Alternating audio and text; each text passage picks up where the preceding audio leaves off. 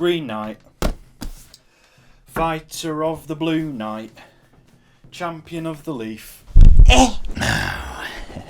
You mad? Oi, you mad? You mad? Fuck you. I've got a challenge for you. You go up to someone who looks really hard and you say, Steadhead, Steadhead. It's a term of endearment. Okay, Green Knight.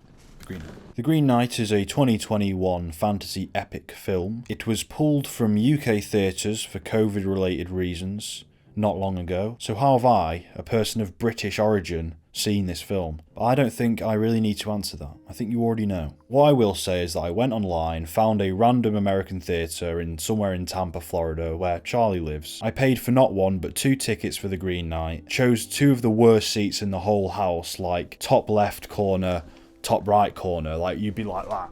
So, not doing any damage there. No one's going to get screwed over. And then, even though I wasn't there, I watched the film. The quality was sufficient enough so I could appreciate the technical aspects of the film. Otherwise, I wouldn't have gone about doing any of this. But just to put things into perspective for you, The Green Knight was pulled from UK theatres in the same week that The Suicide Squad was scheduled to be released. And it was pulled for COVID concerns, even though I think more people are probably going to go and see the Suicide Squad film than this weird indie film that no one gives a shit about, apart from A24 nerds. Fuck that distribution model. They're the ones that have done the bad thing here. Stop making these cool, pretentious films hard to see. Anyway, now on with the review. The Green Knight is a new fantasy epic distributed by A24. The A24 community were highly anticipating this one. It looked to have a broader storytelling scope to most other A24 films, which are always intimate and fairly low budget, you know, the indie vibe. Ooh, smaller subject matter. It's based off the Green Knight mythology, which has a lot of mystique to it. From my understanding, it's a 14th century Arthurian, if that's how you say it, tale, Arthurian story, written by an unknown author. And that is literally unknown author. They don't know who it is, not someone called an unknown and surname author. That's a really cheesy one, isn't it? But yeah, no one knows who it is. Big mystery. Maybe Banksy. I think that from all the mystique and this high level of sophistication, this big pedestal that people were putting the Green Knight on, a lot of people were ready to go into this film and witness a new masterpiece. One for the ages, one that would be remembered forever, one they would tell their kids about. But then the film came out, and as you can imagine, it was a film. Audiences everywhere were divided. Some people think it's shy and boring, others probably think it's brilliant. I think any reasonable viewer giving the film a fair chance, removed from all the hype, would say it's definitely at least a competent film. But being the most pretentious film review on YouTube, you probably guessed that I like this film a fair bit.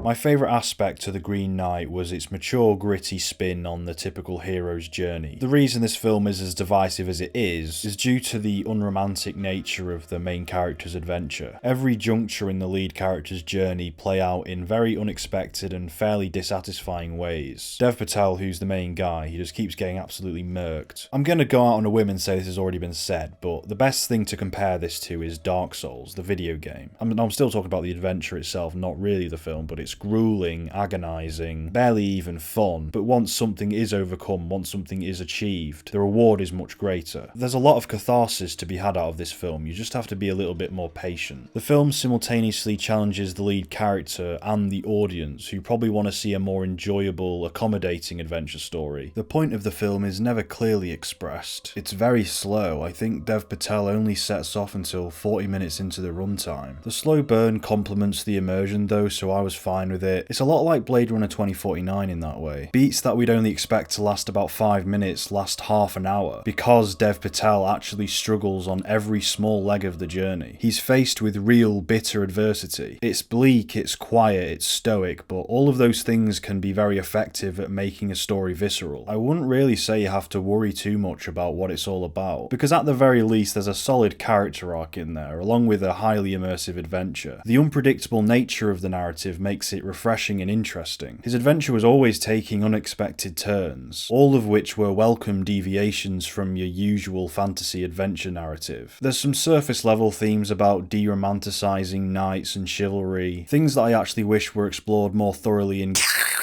Our main character isn't necessarily all that likeable, which I liked. He's not very competent and doesn't really know what he's doing. He's a little brash and entitled, not like a complete dick or anything, but just a little bit foolhardy. I really liked the Green Knight himself and all of the effects work surrounding him. There were some CGI effects that were less impressive. There's a CGI fox that always looked out of place, never blended in with the environment. Quite shit, actually.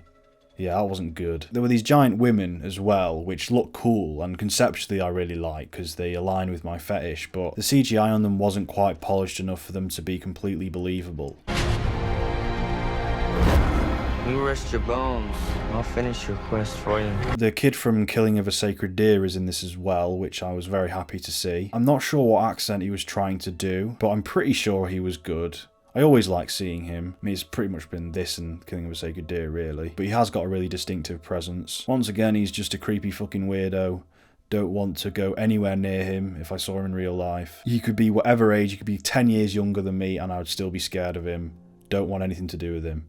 I mean, the actor's probably alright. The film also has strong undertones of horror, which also tie in with the challenging nature of the narrative and the journey. It's supposed to be a bit unknown, a bit ominous. The horror elements are chiefly evoked through the score. Now, the score itself did feel very derivative of other A24 films such as The Witch and Hereditary. The Green Knight film does feel like a slight corruption of the style of Robert Eggers. I'd say from this point forward, A24 need to start making sure that all of their films don't have the same style. Just endlessly copying the moods of each other. You can already see it slowly becoming a formula, and that needs to be circumvented immediately. All the different kinds of films can be formulaic. I fear I'm not meant for greatness.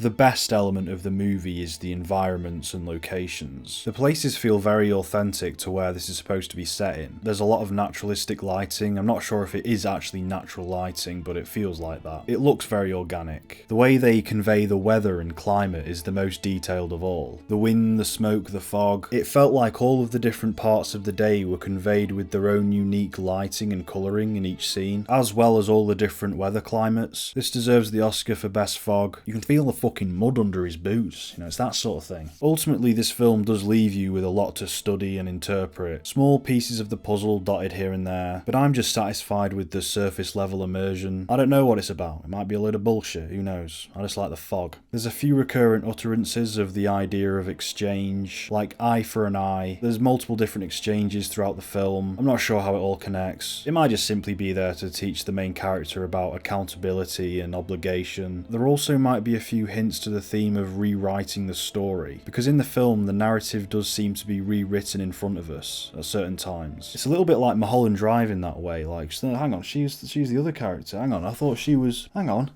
I thought she was, she's gone. This is a complete stretch, but I thought it might be about how different societies and cultures throughout history tell the same story differently. But that's all pure speculation. I mean, that's an interesting idea, but someone should make that into a film if they haven't already. But yeah, it could be about that. I have no fucking idea, mate. Thanks for watching. Once again, I hope you enjoyed, and I hope you can find The Green Knight. I hope you can watch The Green Knight in a way that doesn't make you feel like you've done something immoral. I don't think I've done something immoral. The only people that have done something wrong here are the distributors. It's been Bacho.